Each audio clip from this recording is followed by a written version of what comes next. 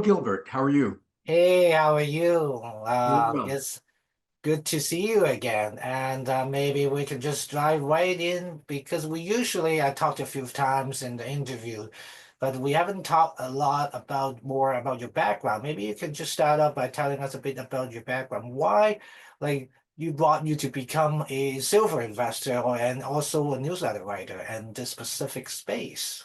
Yeah, absolutely. But before I jump into that, I want to say, Gilbert, fantastic timing. Yes. This is a Yeah. great day to be holding a precious metals webinar. Congrats on that. Yeah, and it's quite difficult to time these things because of what's going on in the world, right? For sure. But I'm glad you are here. We are in a good day. People are having more positive sentiments about the space for sure. Exactly. So to answer your question, very interesting the way things sort of happened for me. Going back to the early 2000s, I was actually a subscriber to a newsletter that was a broad type newsletter, didn't focus specifically on precious metals, but they did talk about resources and so on. This was the early 2000s, and resources had been doing very well and had many more years left, in fact. And one time in one of their letters, they sent out a note saying, to their subscribers, if you think that you could write like this, we're interested in hearing from you. So I was interested. I wrote to them and I said, I'd like to know what would the next step be? What would you need from me? So they gave me a small assignment. They said, write about any stock that you like, one page, but make it a teaser. Don't say who the company is and why you like it, why you would invest in it, and so on, why it's compelling.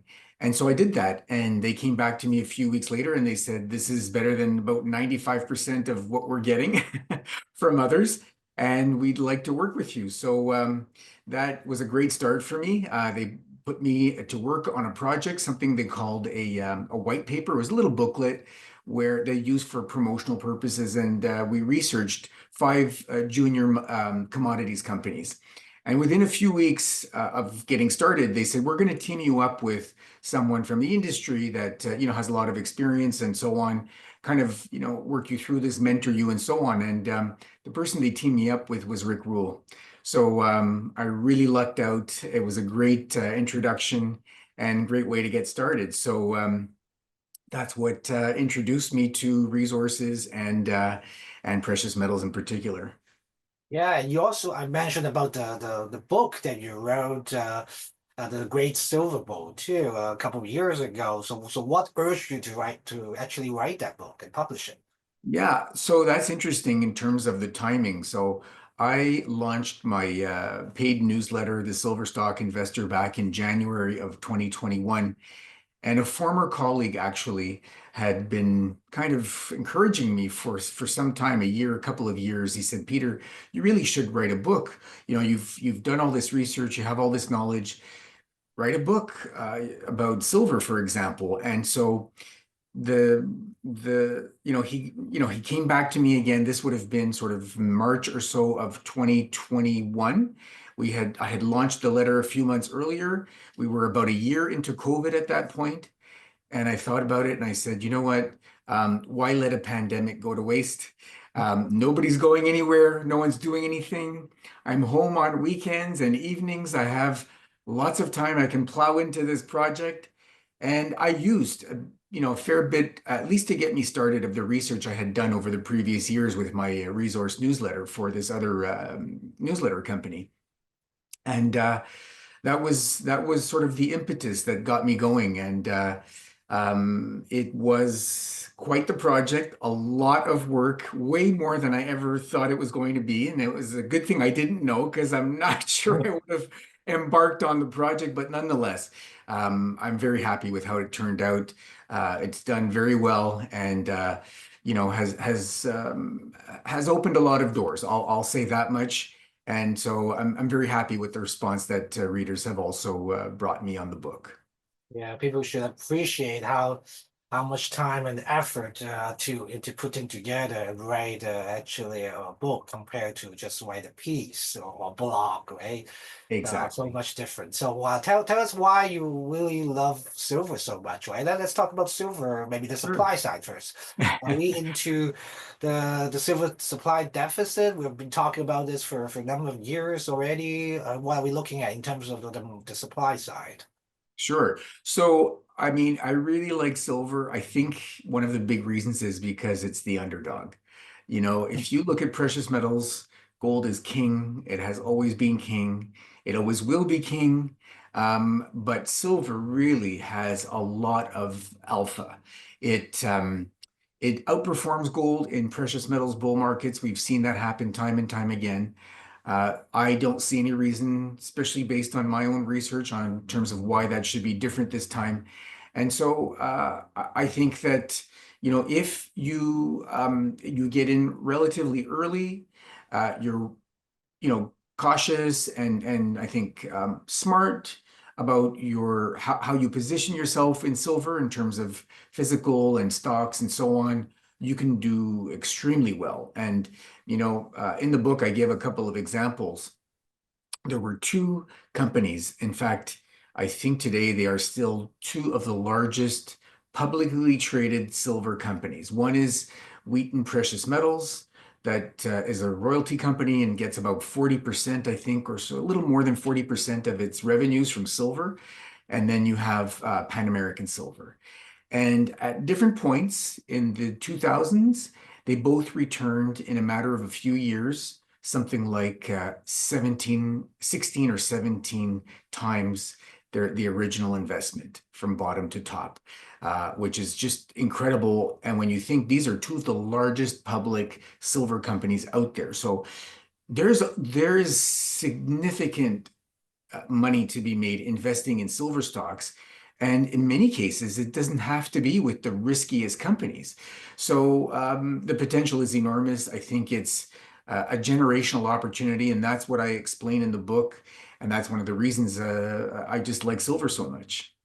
And do you want to talk more about the supply side? Yes, that we want to learn about. Yeah, absolutely. So supply is very much restrained.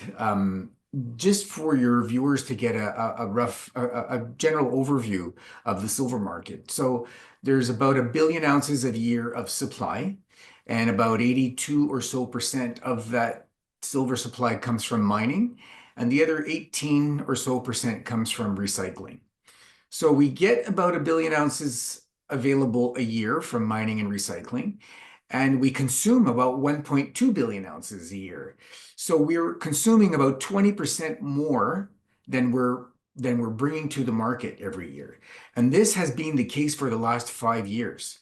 The Silver Institute actually put out some forecasts for this year, sorry, for last year, just today, and they said that we had a 4% growth in industrial demand last year once again. So if their forecast is that this year we're going to have about a 16% deficit in the silver market, and if you take the last 5 years, including this year, and add up the deficits, we're at about 1 billion ounces. So within 5 years, we have a full year's supply in deficit. And you know, we look at the silver mine supply. At best, it's slightly positive. We saw mine supply peak in 2016 around 900 million ounces. Last year, it was 819 million ounces. So we've seen it actually drop off, and it has not been able to come back and produce any higher output for silver from mining. And recycling has also been pretty much steady. So the outlook for you know, any kind of meaningful increase in supply is very, very bleak, and yet demand stays well above supply. So we can talk maybe a little bit later about why, how you know, what the dynamic is and how the market is managing if we're facing supply deficits all the time.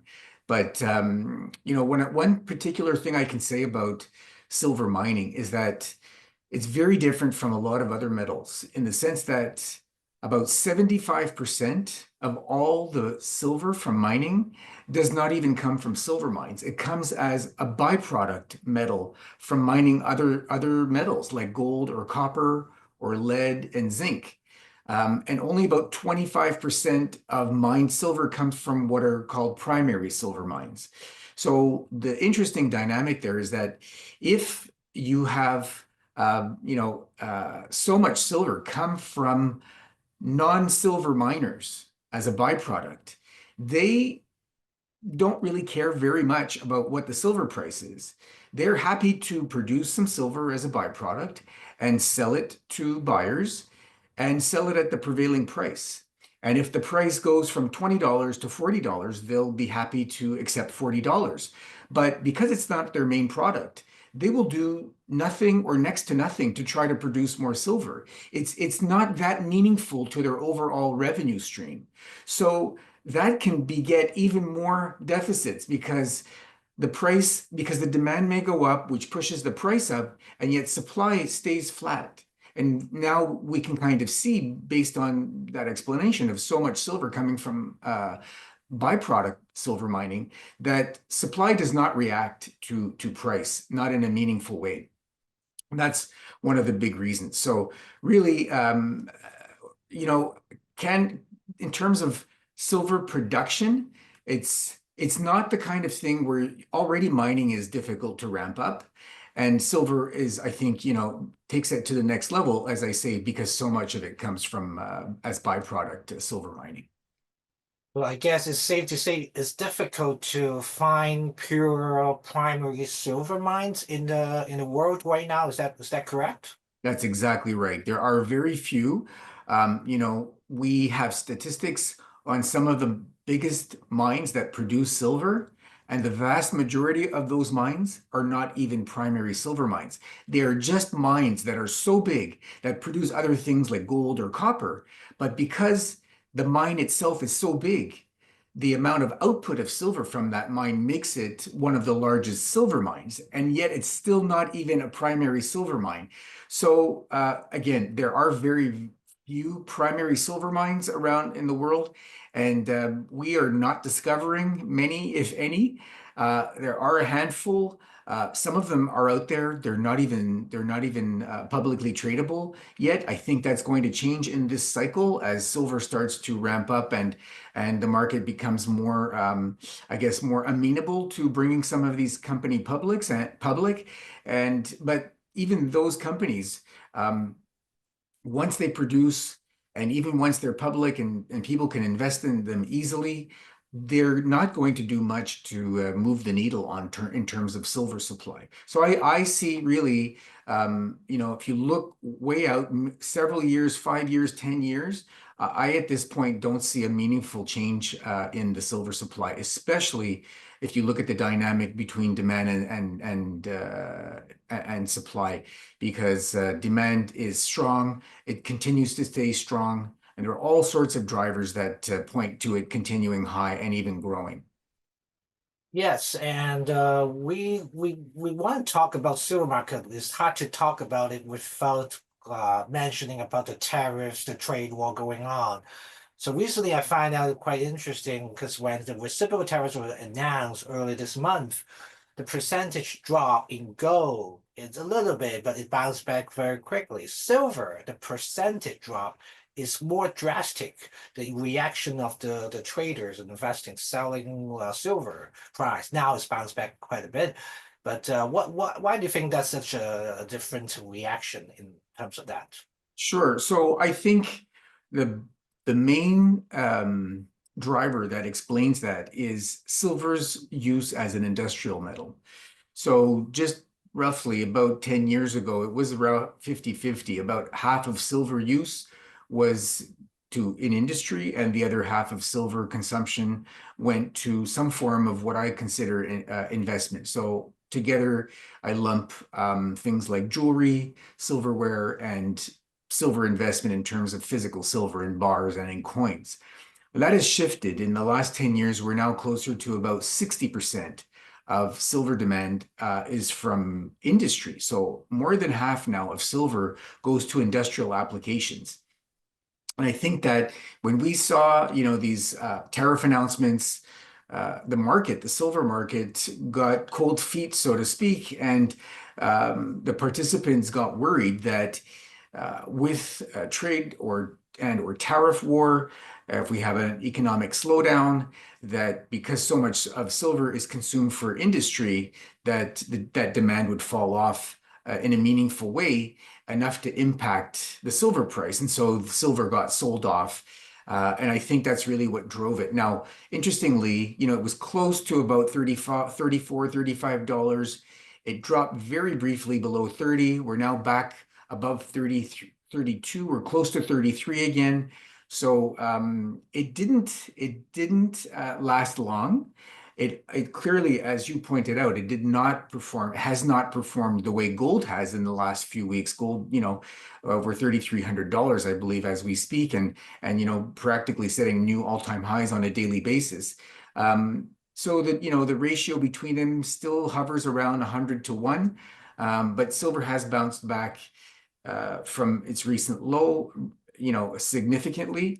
And I think that, frankly, the concerns about silver consumption dropping off in an economic slowdown, I think, while I'm not discounting it completely, I think that the concerns are somewhat overblown. I think that silver consumption will maintain itself higher than the market currently expects.